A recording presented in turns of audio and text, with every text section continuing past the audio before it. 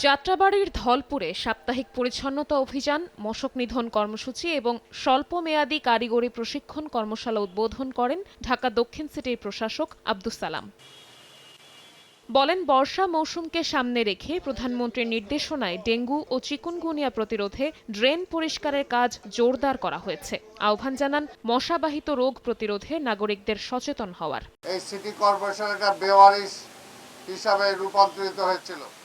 আজকে এটাকে ঢেলে মুছে সাজানো, এটাকে কার্যক্রম করতে যে আমরা চেষ্টা করছি। এই ব্যাপারে আমরা জনগণের সহযোগিতা চাই। যেখানে সেখানে ময়লা আবর্জনা আপনি ফেলবেন না। নগর ব্যবস্থাপনায় যেসব কর্মসূচি আগে বাস্তবায়ন করা সম্ভব হয়নি, সেগুলো দ্রুত বাস্তবায়ন করা হচ্ছে। সমস্ত কর্মসূচি অতীতে কেউ করতে পারে নাই। হাতে নখের কালি মোছার আগেই কিন্তু প্রধানমন্ত্রী অনেক দাবি আজকে পূরণ করে দিচ্ছেন। বিকাশ পেমেন্টে 10,000 টাকার বেশি অফার। শপিং চলছে তো।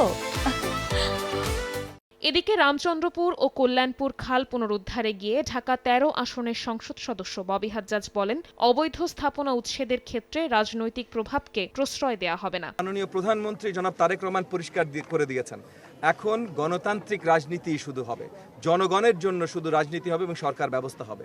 সো কেউ দলীয় নাম, পরিচয় বা ক্ষমতা খাটিয়ে কোনো ধরনের লাভ নিতে পারবে না। যে জমিগুলো দখলকৃত হয়েছে সেগুলো ঢাকা সিটি কর্পোরেশনের মিল্টন সাহেবের সাথে আমরা আলোচনায় আছি যে কিভাবে সেটা আমরা আবার দখল মুক্ত করতে পারি।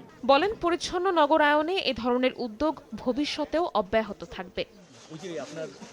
শবনব নিবিড়, সময় সংবাদ, ঢাকা।